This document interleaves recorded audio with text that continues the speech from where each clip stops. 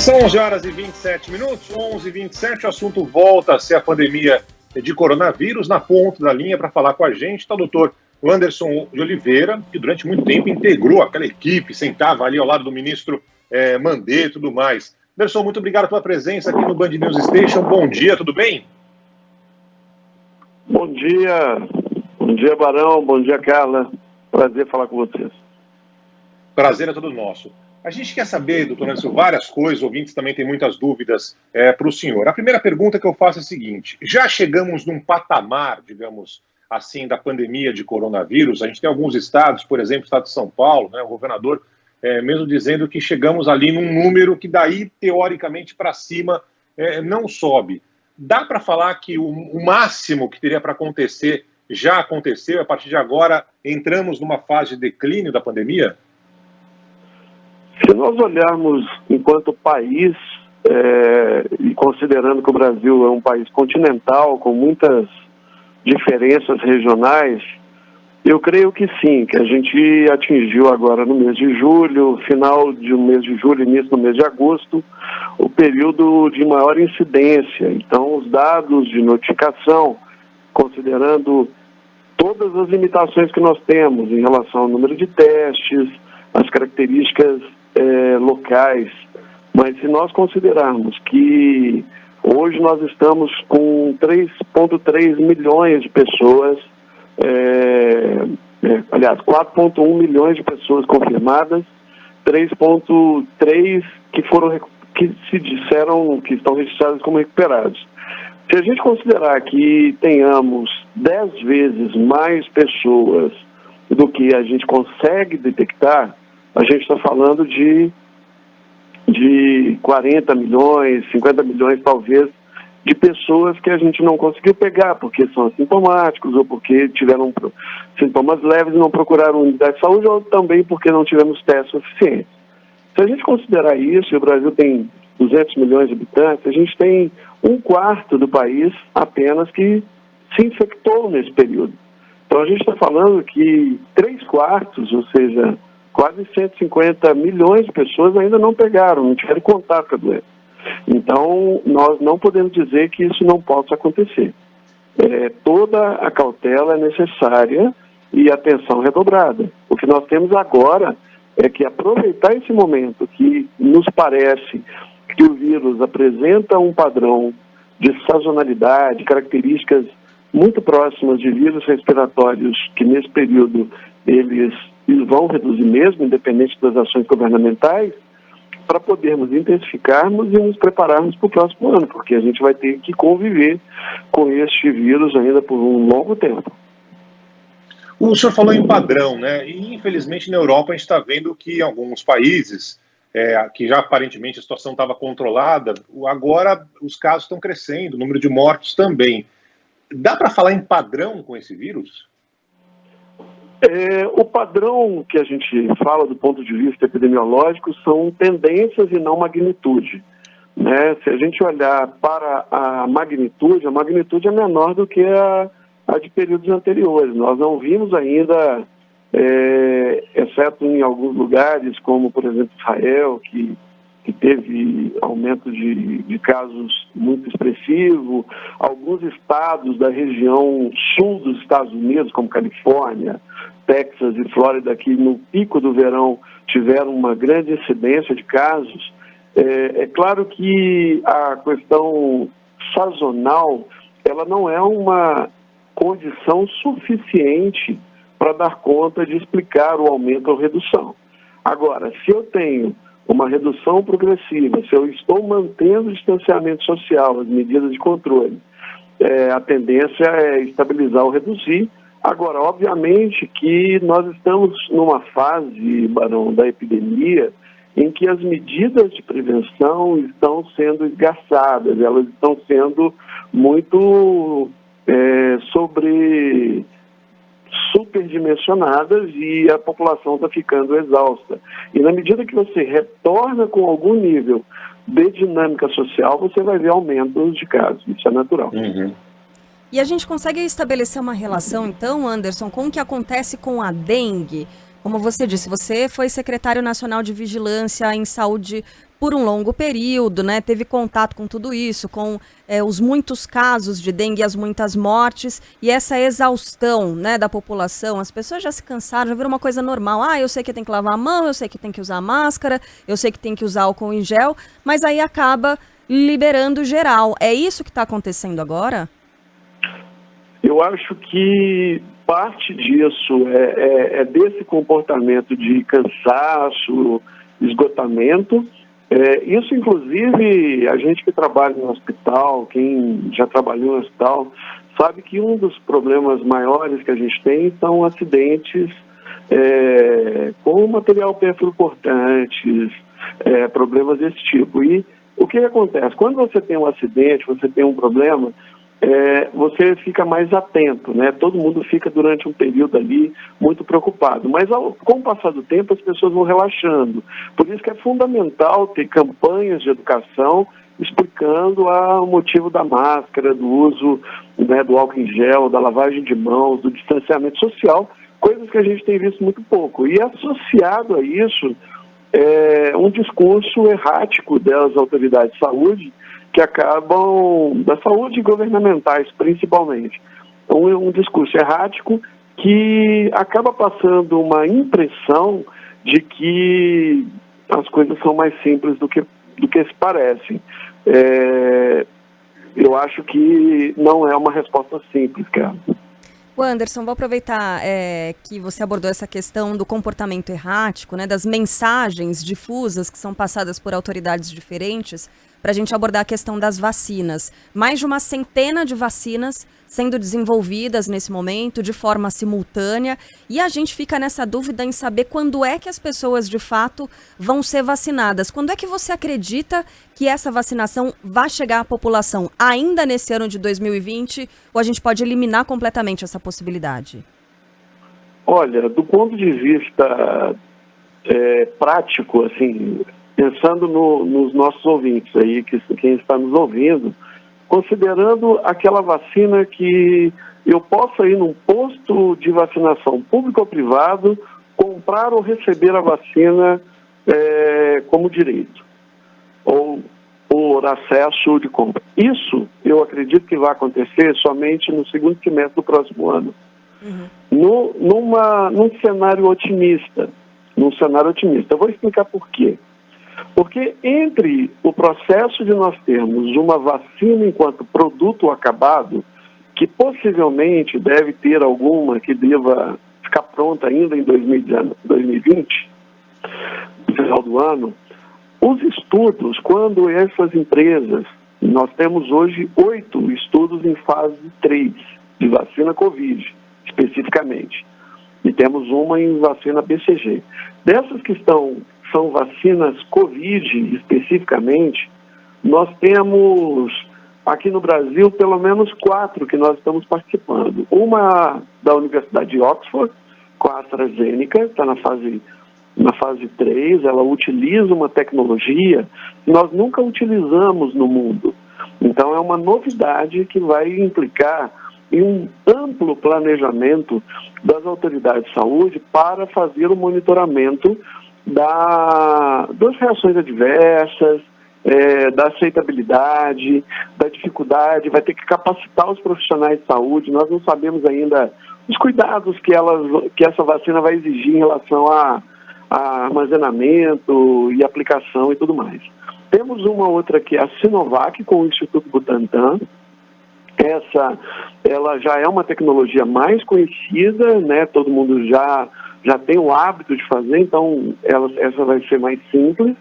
E temos ainda participação em alguns outros estudos, como o da Janssen, que temos algumas universidades que vão fazer a testagem no Brasil. Então pode ser que lá na frente, ali no início do próximo ano, nós tenhamos uma ou mais vacinas disponíveis. Aí eu pergunto para você, nós nunca fizemos essas vacinas, são vacinas novas. São vacinas que vão exigir um critério rigorosíssimo de avaliação de qualidade, porque parte da produção ela já está sendo feita agora, antes de ter sido aprovada. Então, nós vamos receber lotes de vacinas que já estão prontos. Então, isso vai exigir uma testagem pelo Instituto Nacional de Controle de Qualidade do que a gente chama de teste de bancada. Ou seja, cada lote tem que ser avaliado com muito rigor, não só pela documentação entregue pelo laboratório, como acontece muitas vezes nas vacinas de rotina. Isso muitas pessoas não sabem. Mas muito do que a gente aprova, como já é de rotina, essas vacinas acabam sendo autorizadas apenas pela uma avaliação documental. Eu recomendo, como especialista na área, que os gestores municipais só aceitem fazer a aplicação de vacinas que passarem por avaliação de bancada. A avaliação de bancada demora 21 dias para ficar pronto. Inclusive, eu acho que deveria ser feita a amostra e análise fiscal, para que tenha valor também jurídico, caso tenhamos problemas com essas vacinas, para ressarcir dinheiro aos cofres públicos e tudo mais. Então, temos que ficar muito atentos. E esse processo leva um tempo, sem contar a logística brasileira, que é muito complicada.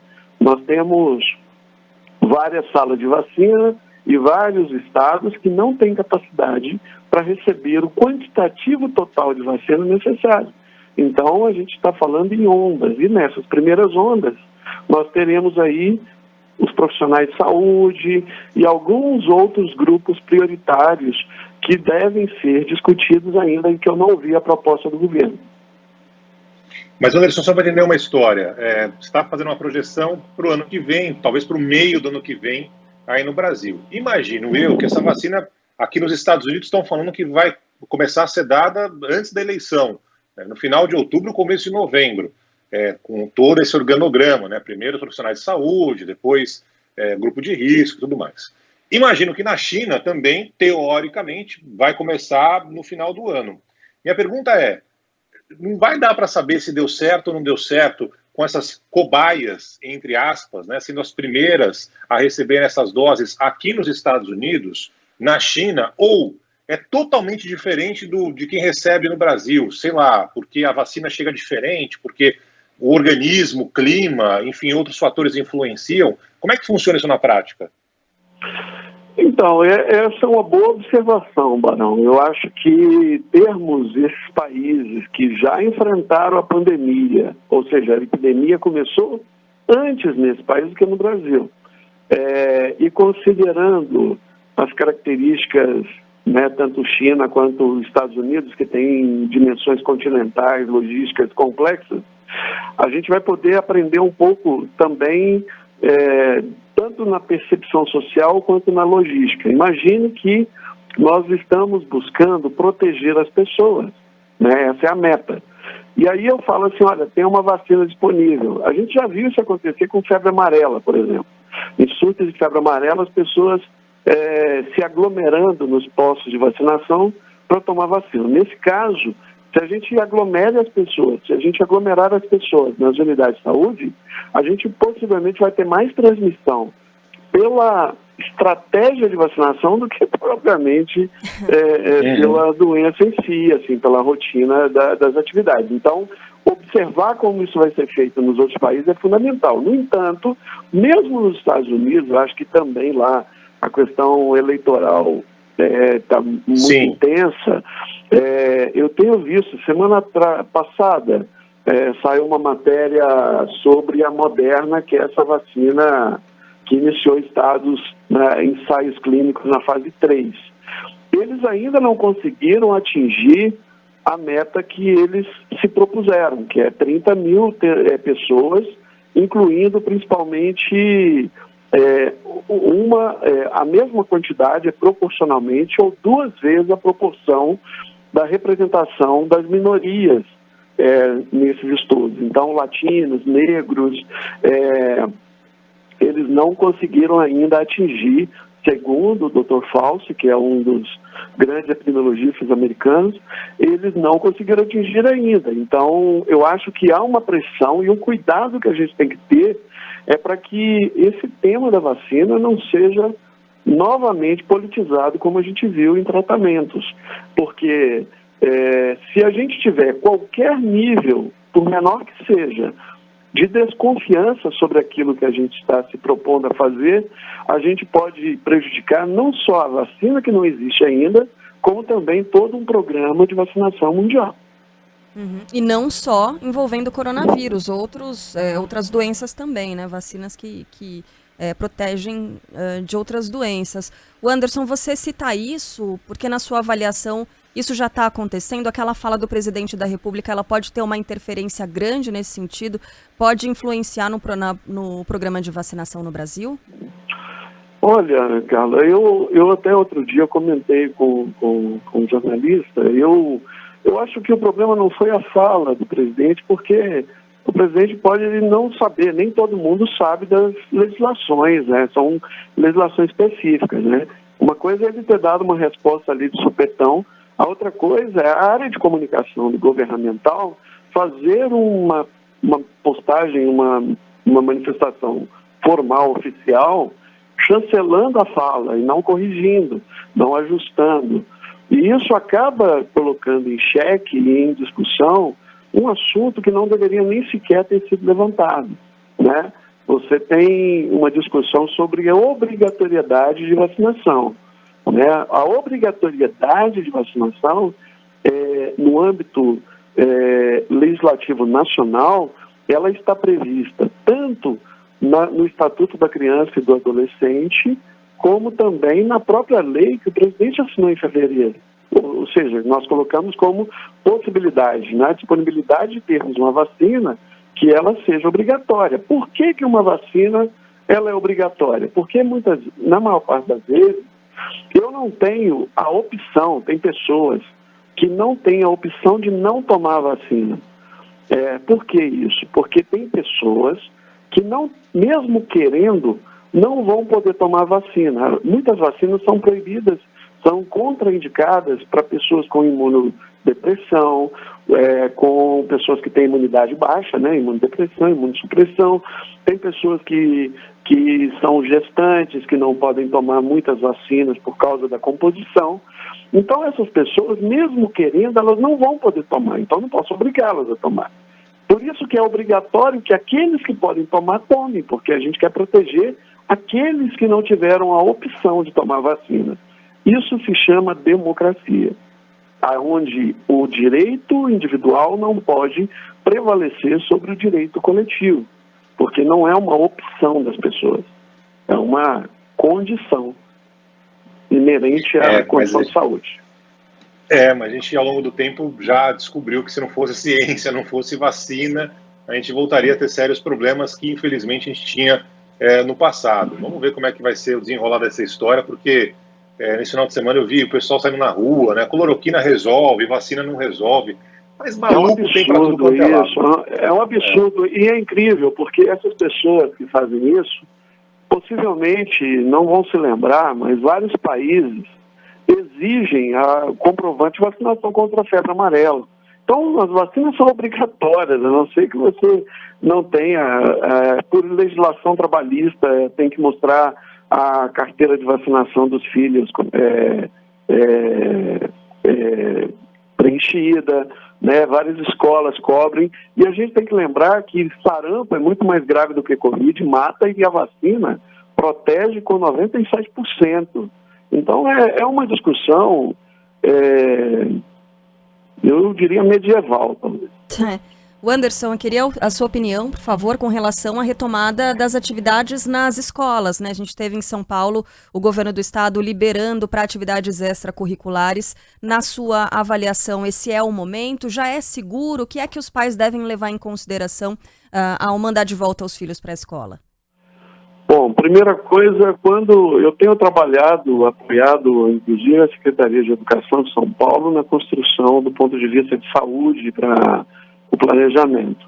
Nós fizemos uma avaliação, temos realizado, estamos fazendo atualização regular das experiências internacionais e nacionais em relação ao retorno escolar.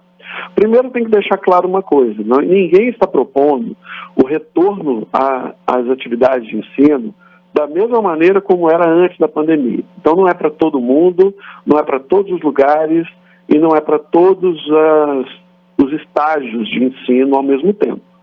né? A gente sabe que tem o pré-escolar, temos o infantil, temos o Fundamental 1, Fundamental 2, ensino médio e ensino superior. Então, a atividade escolar é uma atividade multidimensional por natureza.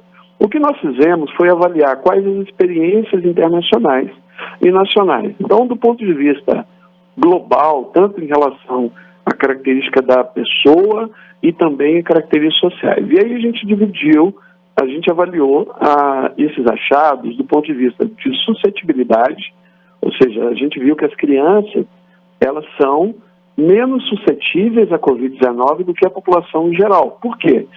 A população de 18 anos ou menos representam 24% da população mundial. As crianças representam, essas pessoas abaixo de 18 anos, representam 2% total de casos de Covid.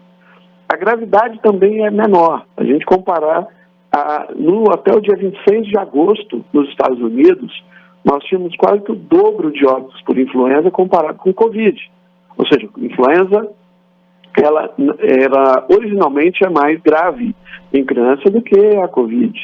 Transmissibilidade. Apesar de termos muitos estudos e com tamanhos de amostras diferentes, a gente viu que, do ponto de vista global, as crianças contribuíram, as escolas contribuíram um pouco na cadeia de transmissão.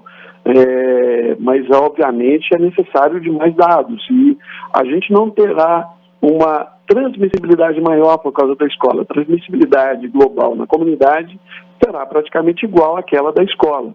Diferente daquele início da pandemia que nós achávamos que as crianças poderiam ser super spreaders, né? Poderiam espalhar muito mais do que outras faixas etárias. A gente viu que isso não é verdade. Agora, temos que olhar também do ponto de vista do impacto dessas atividades em relação à criança, aos estudantes. A questão da vulnerabilidade, as escolas fechadas por tanto tempo, elas oferecem riscos irreversíveis à saúde das crianças. Tanto do ponto de vista de saúde mental, como também de segurança alimentar, gravidez, abuso de drogas, maus tratos e violência. Para vocês terem ideia, as escolas são responsáveis pela maior parte das notificações de violência contra crianças. São as escolas que fazem isso, muito mais do que os vizinhos e parentes. Desigualdade também é um ponto importante, e impacto econômico também, né? A gente imagina que várias escolas de bairro já se fecharam. Então, nós não estamos falando de tudo ao mesmo tempo e não estamos olhando para os problemas de uma forma irresponsável. A decisão de retorno, ela deve ser, em última instância, dos pais. Por quê? Porque tem criança que mora com os avós, tem professores que moram com os pais, tem professores e crianças e trabalhadores das escolas, e aí incluem os vigias, o pessoal de limpeza, que tem mais de 60 anos, que tem condições clínicas que não permitem voltar agora. Então, esse retorno não está sendo pensado para essas pessoas com essas condições de risco. Isso tem que ficar muito claro, porque muitos não sabem que isso foi feito. Segundo, as escolas têm que estar preparadas. Nós estamos falando voltar da mesma maneira. Aí muitos colegas falam assim, mas as escolas públicas ou as escolas não têm água, não têm sabão, não têm uma estrutura. Não dá para voltar sem que essas estruturas estejam implementadas. E isso, inclusive, fica como um legado. Se nós não debatermos e voltarmos gradualmente, opcionalmente e responsavelmente, nós vamos entrar o ano que vem e ter um prejuízo muito maior para essa geração. Então, estamos num momento que cruza com aquela primeira pergunta que vocês fizeram no início da entrevista. Qual é o momento que nós estamos na pandemia? Nós estamos no momento ideal para fazermos este retorno de forma responsável, opcional e gradual, para que a gente saiba orientar os pais e os alunos sobre a perspectiva para os próximos anos, com vacina, sem vacina e com meia vacina. Perfeito. Bom, tomara que a vacina chegue o mais rápido possível. Doutor, eu quero agradecer mais uma vez a presença do ex-secretário de Vigilância e Saúde do Ministério, Wanderson de Oliveira, conversando conosco aqui na Band News FM. Mais uma vez, Wanderson, muito obrigado e até uma próxima oportunidade. Agradeço a você, Barão, agradeço a Carla, agradeço a todos os ouvintes.